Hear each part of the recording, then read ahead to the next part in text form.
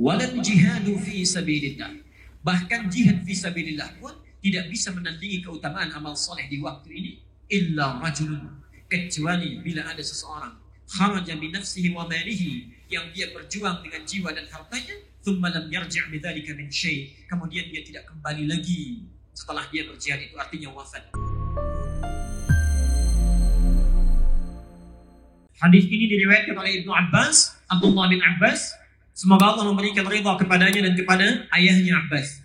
Qala, beliau menyampaikan, qala Rasulullah sallallahu alaihi wasallam, Rasulullah sallallahu alaihi wasallam bersabda, "Ma min ayyamin al-'amalu shalihu ahabbu ila Allah fiha min hadhihi al-ayyam al-'ashr." Kata Rasulullah sallallahu alaihi wasallam, saya terjemahkan dulu bagian dari hadisnya.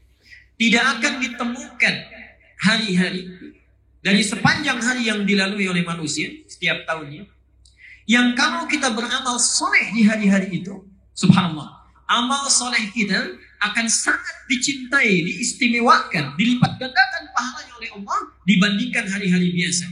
Itulah 10 hari pertama di bulan Dzulhijjah. 10 hari pertama di bulan Dzulhijjah. Kalau kita bertanya, berapa gambaran pahalanya? Perhatikan, sahabat memberikan ilustrasi. Qalu, para sahabat bertanya, "Ya Rasulullah, wahai Rasulullah, walal jihadu fi sabilillah, apakah jihad fi sabilillah tidak mampu menandingi pahalanya kalau kita beramal di 10 hari pertama Dzulhijjah ini dengan keutamaannya?" Qala Rasulullah sallallahu alaihi wasallam, dijawab oleh Nabi sallallahu alaihi wasallam, "Walal jihadu fi sabilillah."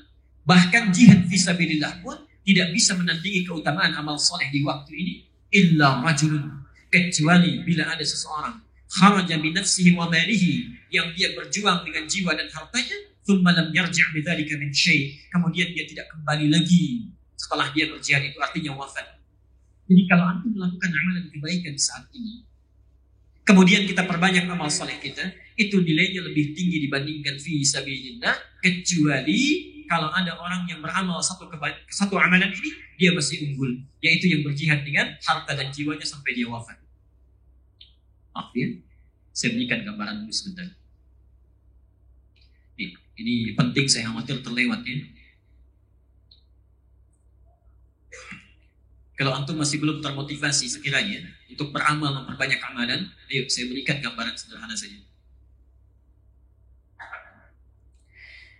Sekarang masing-masing tanyakan pada diri kita, berapa usia kita? Oke, dijawab masing-masing saya. Saya tahu rata-rata 17 tahun ke atas. Oke. Misal, ambil rata-rata 40 tahun. Penelitian menunjukkan, dan sering saya sampaikan ini, setengah usia manusia itu dipakai tidur. Dipakai tidur. Jadi kalau orang usia 40 tahun, yang tidur berapa tahun? Sisanya beraktivitas. Baik. Makannya, minumnya, salatnya, ngobrolnya, bekerjanya, termasuk maksiatnya dari sini. Maaf, kalau antum wafat hari ini, misal detik ini pas misalnya wafat kita, baik. Kira-kira rumah kita yang kita bekerja keras puluhan tahun untuk dibangun itu dibawa tidak? Tidak, baik. Mobil dibawa? Handphone? Baik. Kalau tidak, diinfakkan aja di sini ya, supaya bisa ditukar. Amal soleh ya. Yang dibawa apa? Amal soleh. Ibadah kan? Baik. Ibadah. Saya mau tanya, dari 20 tahun beraktivitas, yang jadi ibadah berapa tahun?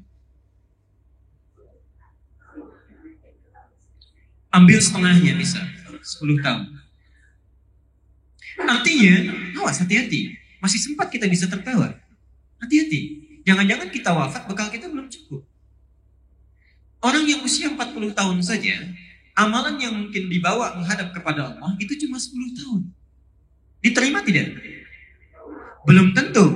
Baik. Syarat diterima amalan, itu ikhlas. Wa ma umiru illa liya'budullaha mukhlishina lahuddin. Dari 10 tahun, yang ikhlas berapa tahun? Bisa setengah, 5 tahun. Bisa, 5 tahun. Jadi orang yang hidup dengan usia 40 tahun, itu potensi amal produktif yang dibawa saat dihisab menghadap Allah, itu cuma 5 tahun. Dosanya berapa tahun? Subhanallah. Gak usah banyak-banyak ya, gak usah banyak-banyak. Bisa dosanya 10 tahun. Yang di bawah cuma 5 tahun. Dan kita sudah paham bahwa amal yang ini tidak akan cukup menutup dosa-dosa kita. Dan kita yakin bahwa orang yang kurang amal baiknya, lebih banyak amal jeleknya, itu pasti muaranya jelek.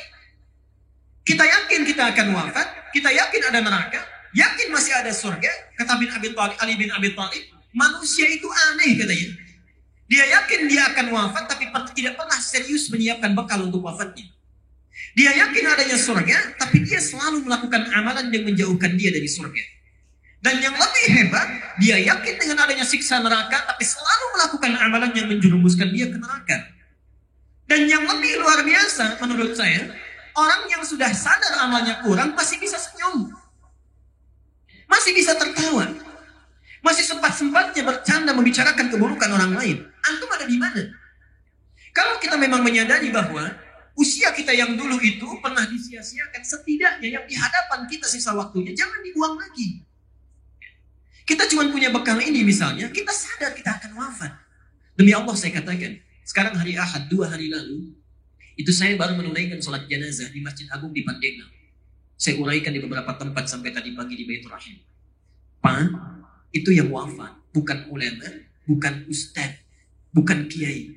Seperti antum pekerja biasa, pengusaha, pebisnis, punya jabatan juga. Subhanallah, saya sampai terkagum-kagum. Karena beliau itu, walaupun bukan ustadz, bukan ulama, bukan kiai, yang menyolatkan Pak, di Masjid Agung sampai lugar keluar. Masjid Agung cukup luas tempatnya, sampai lugar keluar, tempatnya luar biasa. Subhanallah, saya bertanya pada hati saya, kalau saya diwafatkan sekarang, siapa yang akan menyolatkan saya? Siapa yang mengantarkan saya? Jadi antum tidak harus menjadi ustadz, tidak harus menjadi kiai, tidak harus menjadi ulama. Cukup jadilah diri kita sendiri, mendekat kepada Allah dengan amalan kita, Allah akan muliakan kita saat kita pulang menghadap kepadanya. Abu Bakar bukan seorang kiai, seorang pengusaha. Utsman seorang pebisnis. Ali bin Abi Thalib seorang pengajar. Umar seorang diplomat dan birokrat yang sangat ulu, tapi dengan amalannya dimuliakan oleh Allah Subhanahu wa taala sampai dikenal sampai gini. Jadi kalau antum merasa amalannya kurang, jangan sia-siakan yang sekarang ada di hadapan mata. Kata Nabi, siapa yang beramal di 10 hari pertama Dzulhijjah dilipat gandakan bahkan minimal sama dengan jihad fi sabilillah. Jadi maksudnya kalau antum beramal sekarang bisa, mohon maaf, tilawah Quran saja. Sebelum Dzulhijjah kita baca Quran. Berapa satu huruf kebaikannya, pahalanya? 10. Hadis At-Tirmidzi nomor hadis 2910. Siapa yang baca satu huruf saja Quran, dia dapat 10 kebaikan.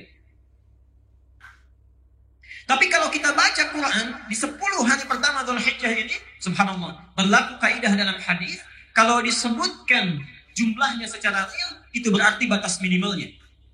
Tapi kalau tidak disebutkan jumlahnya, artinya sangat banyak tak terbatas. Saking banyaknya sulit untuk dituliskan. Berapa batas minimalnya? Saking banyaknya. Karena itu saya mohon, maaf, yang sebelum hari ini jarang baca Quran, boleh sekarang coba baca. Sebelum ini cuma 1 halaman, tingkatkan 1 lembar. Sebelum ini infak misalnya, ada infak 10.000, sekarang tingkatkan 15.000, bisa. Sebelum ini jamaahnya yang paraya cuma 2 waktu saja, sekarang 5 waktu. Dan seterusnya. Dan di antara amalan terbaik yang pahalanya berlipat luar biasa adalah mencoba meneladani sunnah Rasulullah SAW. Dan itulah sebabnya kita berkumpul untuk belajar pada kesempatan kali ini. Bapak Ibu sekalian, karena itu mari kita manfaatkan, menghidupkan sunnah Nabi, setidaknya di 10 pertama Dzulhijjah ini, sehingga mudah-mudahan dengan itu semua, pahala yang didapatkan oleh kita dengan izin Allah menjadi semakin berlipat. Dan nyatalah janji Nabi SAW, man ahabba sunnati faqad ahabbani, wa man ahabbani kana ma'i fil jannah. Siapa yang mencintai sunnahku, maka dia telah mencintaiku. Dan siapa yang mencintaiku, sungguh dia akan bersamaku di surga nanti. Mudah-mudahan dengan amal soleh kita hari ini, kita akan dipertemukan dan tinggal bersama Rasulullah SAW di yaumil akhir kelak. Tidak cukup dengan amin nanti itu ya, dilihat dulu, kemudian dipelajari dan diamalkan.